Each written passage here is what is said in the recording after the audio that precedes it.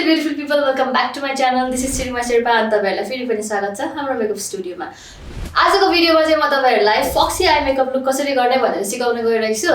Actually यो eye makeup लुकलाई चाहिँ पहिला क्याट आई मेकअप लुक पनि भनिन्थ्यो, बट देन अहिलेको ट्रेन्ड चाहिँ यसलाई फक्सी आई मेकअप लुक भन्ने चलन छ। दुईटामा खासै डिफरेन्स त के छैन, एक्चुअली यो क्याटको विङ जस्तो नै उठेको हुन्छ अनि यसलाई चाहिँ म तपाईहरुलाई एकदम इजी अनि सिम्पल वेमा कसरी गर्ने भनेर सिकाउँदैछु आज। सो ढिला नगरिकन लेट्स गेट स्टार्टेड।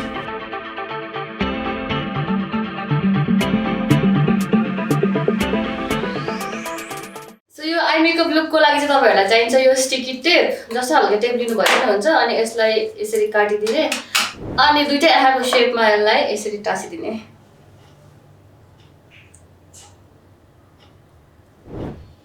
यो तपाईहरुको टेप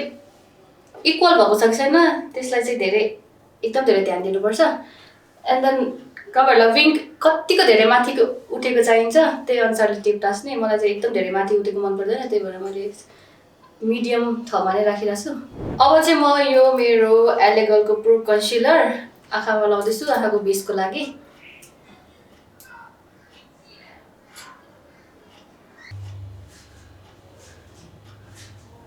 कन्सिलरको लेयर चाहिँ हल्का थिक नै राख्दाखेरि राम्रो हुन्छ, तपाईहरुको आँखाको बेस अलि राम्ररी बस्छ। अनि यसलाई यसरी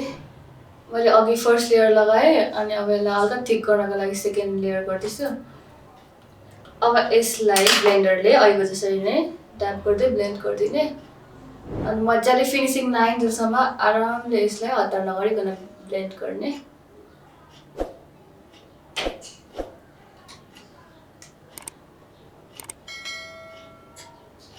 यो बेस चाहिँ खासमा अघि नै टेप टाँस्नु भन्दा अगाडि नै लाउँदा पनि हुन्छ, बट देन यसको सेप अझै राम्ररी आओस् भनेर मैले चाहिँ अगाडि नै टेप लगाएर यसलाई ब्लेन्ड गर्दैछु। यो आँखाको बेस पुगेन भने चाहिँ आई मेकअप बस्नलाई आई स्याडो अब्जर्भ गर्नलाई टाइम लाग्छ, राम्रो पनि देखिँदैन, मजाले अब्जर्भ पनि गर्दैन। त्यही भएर बेस चाहिँ एकदम ध्यान दिएर राम्ररी ब्लेन्ड गर्दै हल्का लेयर पनि थिक गरेर टक्कसँगले आरामले बनाउनुपर्छ।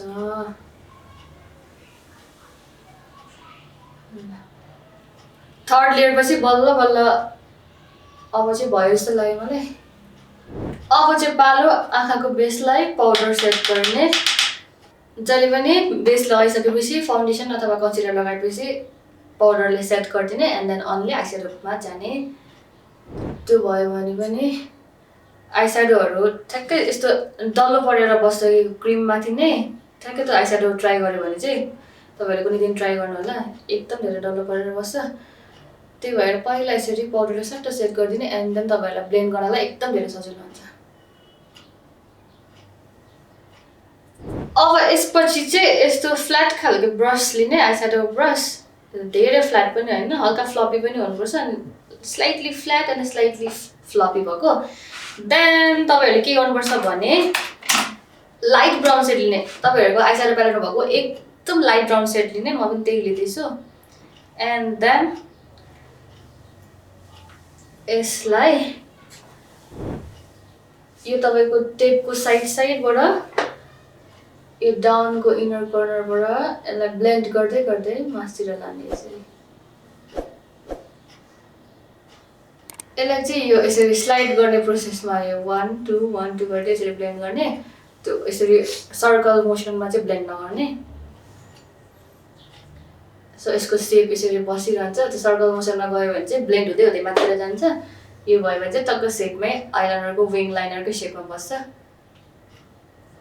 तपाईहरुलाई क्याट आईको जस्तो भाइब्स पनि दिन्छ, बिरालोको आँखा जस्तो भाइब्स पनि दिन्छ। अगाडि नै टेप लगाएर सेप निस्किने भएको भएर यो चाहिँ एकदम इजी हुन्छ। सो सेम प्रोसेस यतापट्टि साइडमा पनि। अब यो बोथ साइडमै सेम गरिसकेपछि फेरि सेम प्रोसेस अलिकति डार्क कलरले अनि थोरै डाउन यो आँखाको तपाईहरुको यो अघिको लाइट सेड लगाएको भन्दा थोरै तलपट्टि भागमा फेरि डार्क ब्राउन सेड लिने अनि यसलाई नै फेरि सेम प्रोसेसमा ब्लेन्ड गरिदिने, तर हल्का तल यो भन्दा थोरै हल्का तल यसको सेडिङ आओस् भनेर यसलाई यहाँनिर पोइन्ट आउट गरेर अनि यो ब्रस पनि चेन्ज भएको छ अघिको यो स्लाइटली हल्का ठुलो थियो तर यो सेम साइजको चाहिँ सेप चाहिँ बट देन यो अलिकति सानो सेपमा छ सो यसलाई नै ब्लेन्ड गर्ने एन्ड अब चाहिँ फाइनली के गर्नुपर्छ भने ब्ल्याक आइस्याडो लिएर अघि light brown dark brown and then dark कलरको सेडले विथ द सेम ब्रस अघिकै वाला स्मल भएकोले स्मल सेप भएकोले यसलाई सेम प्रोसेसमा अनि सेम ठाउँमा यो डार्क ब्राउन लगाएको थोरै तल अघिको जसरी नै यसरी कर्नर कर्नरमा ब्लेन्ड गरिदिने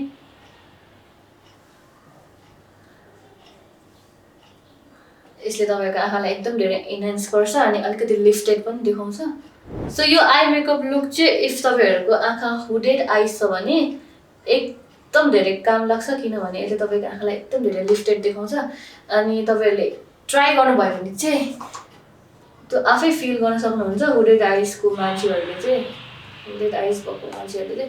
so can easily feel the difference मेरो यस्तो माछाको जस्तो सेप आइसक्यो अलरेडी बिरालो जस्तो हुन्छ कि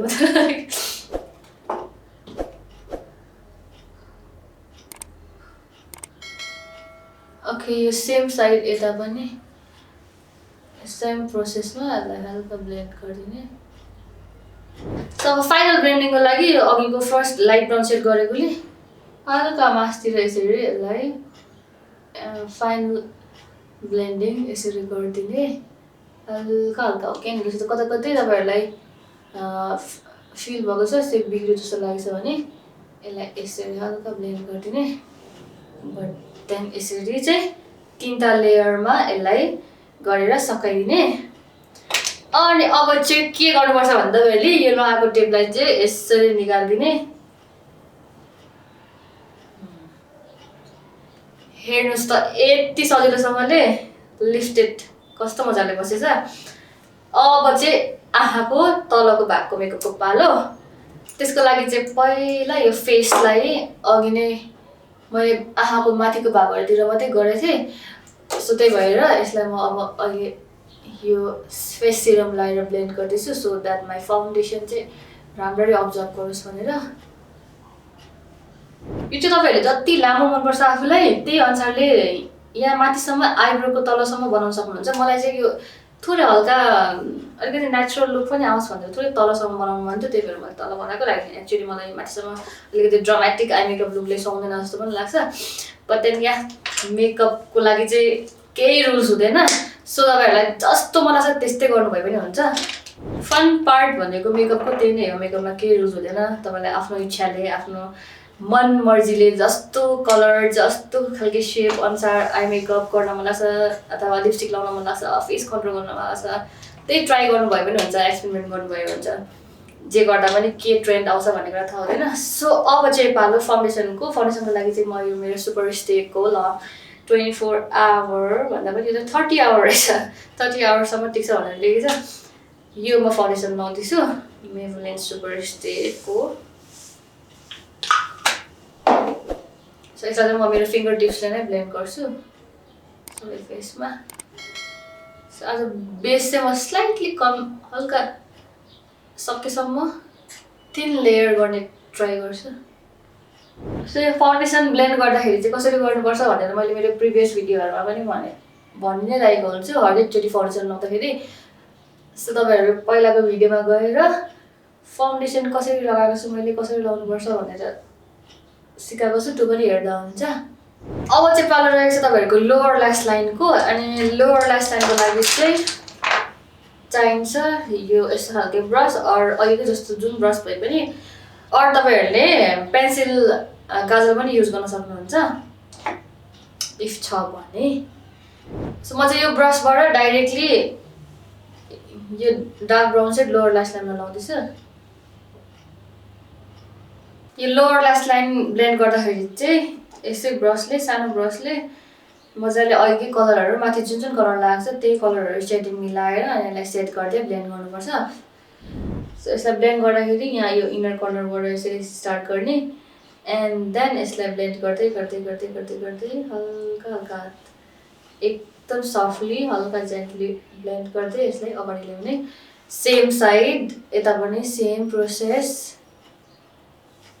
त्यही फलो गर्ने यसमा केही बिग डिल छैन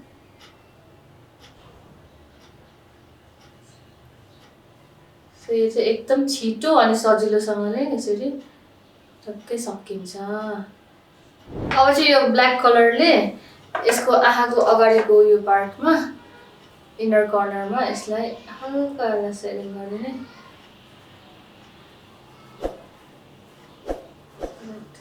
के होइन जस्तो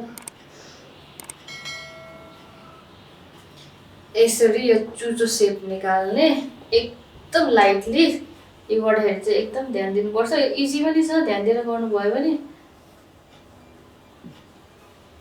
so this is the final look guys यो चाहिँ मेरो आजको फक्सी आई मेकअप लुक रेडी भइसक्यो अनि तपाईहरुलाई यो फक्सी आई मेकअप लुक कस्तो लाग्यो कमेन्ट गरिदिनु होला एन्ड तपाईहरु यो मेकअप लुक सजिलोसँग घरमै बसी बसी पनि आफै ट्राई गर्न सक्नुहुन्छ तपाईहरुलाई कुनै मेकअप आर्टिस्टको जरुरी पनि पर्दैन हैन so all you have to do is follow my steps जसरी मैले गरेको छु त्यसरी नै फलो गर्नु होला एकदम सिम्पल अनि इजी छ